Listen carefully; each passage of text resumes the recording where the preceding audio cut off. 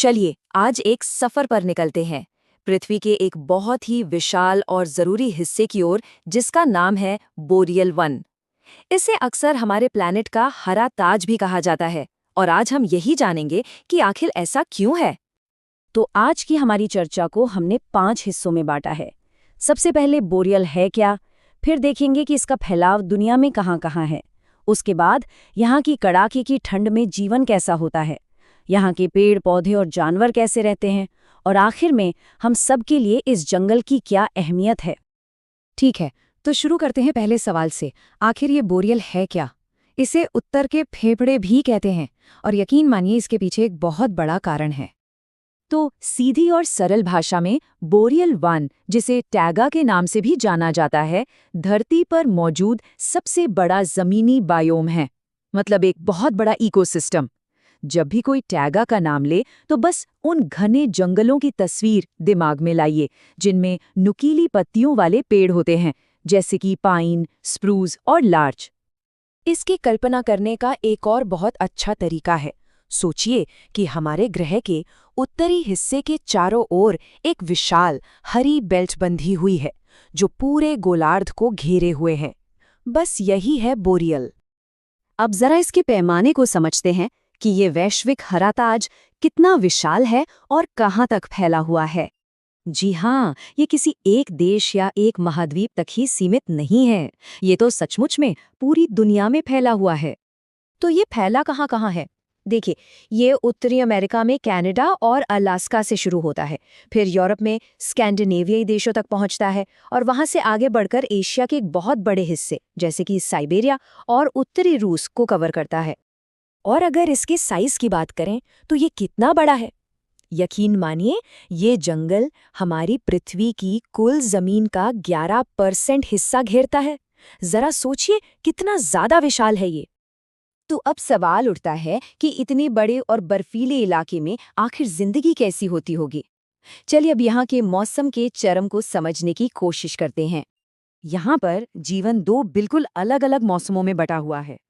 एक तरफ है छोटी हल्की गर्मियाँ, जब दिन बहुत लंबे होते हैं और पेड़ पौधों को उगने का एक छोटा सा मौका मिलता है।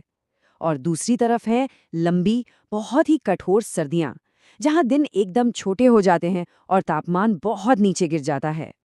और जब हम कठोर सर्दियों की बात कर रहे हैं तो इसका अंदाज़ा इसी बात से लगा लीजिए कि यहाँ का तापमान अक्सर -54 डिग्री सेल्सियस तक चला जाता है।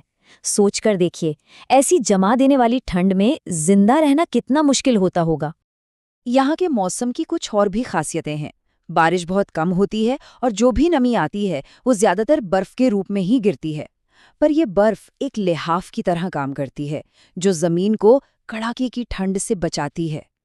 इसके अलावा यहाँ की मिट्टी एसिडिक है और उसमें पोषक तत्व भी बहुत कम है, जो जिंदगी के लिए एक और बड़ी चुनौती है। लेकिन इतनी सारी चुनौतियों के बावजूद यहाँ जीवन न सिर्फ मौजूद है, बल्कि बहुत अच्छी तरह से फलता फूलता भी है। तो अब देखते हैं कि यहाँ के पेड़ पौधों और जानवरों ने खुद को इन मुश्किल हालात के लिए कैसे तैयार किया है। यहाँ के असली राजा तो शंकुधारी पेड़ ही हैं। उन्होंने खुद को बचाने के लिए कमाल के तरीके अपनाए हैं।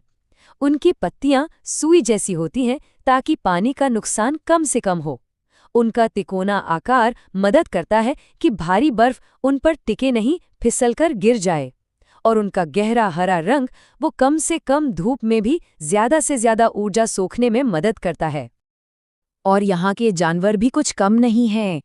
मूस, भालू और भेड़िए जैसे बड़े जानवरों की मोटी फर उन्हें गर्म रखती है। कुछ जानवर या तो हाइबरनेशन में चले जाते हैं, मतलब लंबी नींद में, या फिर ठंड से बचने के लिए दूसरी जगहों पर चले जाते हैं।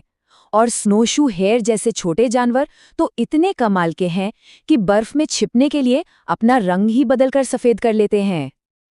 अच्छा, तो ये सब तो हो गया, पर ये दूर दराज का जंगल हम सबके लिए क्यों जरूरी है? चलिए अब इसे ग्लोबल नजरिए से समझते हैं। इस जंगल की अहमियत दोहरी है। एक तरफ तो इसका कुदरती मूल्य है। ये एक बहुत बड़ा कार्बन सिंक है, मतलब ये हवा से कार्बन डाइऑक्साइड सोखता है और क्लाइमेट चेंज को धीमा करने में मदद करता है।